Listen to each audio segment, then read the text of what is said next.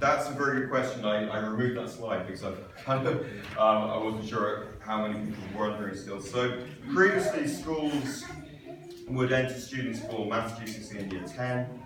They would bank some grades there and then either do further maths or just have fewer exams the following year. With the new GCSEs, that's very, very difficult because there is so much more content that actually you could take maths in year 10, but the only reason to do that would be if you were absolutely certain a student was going to get an 8 or a 9, which is right at the very top end. And if you're not, even though there's a bit more pressure, you're better to wait the following year. And the reality is to cover the content needed for a 9. What we're finding, even with our most gifted mathematicians, and those who we sincerely hope and expect are going to get the 9s, they need time to get and consolidate the 8 because there is so much they need to know and learn. So the new GCSEs have kind of shut down the early entry route a little bit. There are schools trying things out. There are schools playing with doing an English language in year 10 and English literature in year 11, for example. It feels like a big risk to me, if I'm honest, because if you take that English language in year 10 and you get a 7, and you would have got an 8 or a 9 in year 11, you can't go back and do it again. It's the 7 that counts. Whereas previously you could retake in year 11 if you don't have a good grade. So that counts when you do university, yes. Not just for the school. My understanding is that UCAS is now asking for first entry. I may be wrong, but I'm not a UCAS expert, but that's my understanding. Will they have do mock exams? Yes. So this is the good thing about our setup, because actually they're already doing mock exams 3 times a year. In that, unlike many other schools, we take them off timetable. We have the formal exam period with the revision, with the pressure that entails. There will be a mock that's called the mock exam, which is likely to be in December or January of year 11. We're currently discussing now what it will be for current year 10. December would be the logical time, right at the end of term, but there's also something to be said for giving them 2 weeks revision over holidays, even though it might be Christmas, and then having them come back to the agenda. So it will be somewhere in that period. And will the results from the mock exam tell their expected grade? No. Their expected grade actually, in many ways, has already been, not their expected grade, their target grade has in many ways already been determined.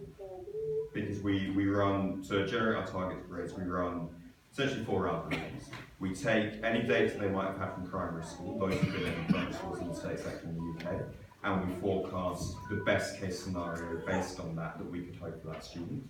We run a cognitive ability test, a CAT test on every student, and we take the best case scenario that student might achieve based on that CAT test. We take, there's a government, well, not government, our organisation, but an organisation called Fisher Family Trust who deal in a huge amount of data and statistics, and they generate it's essentially target grades for students, or we take a zero equivalent. We take whichever one of those 4 measures is the highest grade, and we say that is that student's target. And if they're doing better than that, we push the target up further. So actually they do already have those GCSE targets, but I wouldn't share them with you guys just yet, because the more we know about them and the more work they do for us, the more accurate our target setting becomes. But what we'll then do in the tail end of year 10, so that's coming up now, we'll give them their first projected grade. So at the minute they have working out grades, what they got in each test, they have a target grade, and then they're going to get a projected grade, what the teacher thinks they will get, based on the work they've done so far this year, their work ethic, the quality of what they produce, and there'll then be another 2 windows to do that through year 11. In Learning for Life, is there sort of scope to do things like mindfulness and things like that? Because obviously at the moment the big thing is mental health in children, particularly with pressure of exams. Yeah. I think you hit on one of our school priorities at the minute. Actually, we've done a lot of work with year 10 this week, who are feeling the pressure, and I think what we'd like to do is be more preemptive.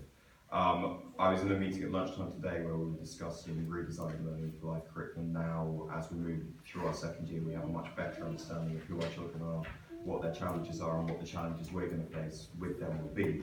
So we are working to redesign that curriculum, and I think the more opportunities we find for, call it mindfulness, call it relaxation, call it building resilience, whatever it is, the more opportunities we can find for that, the better.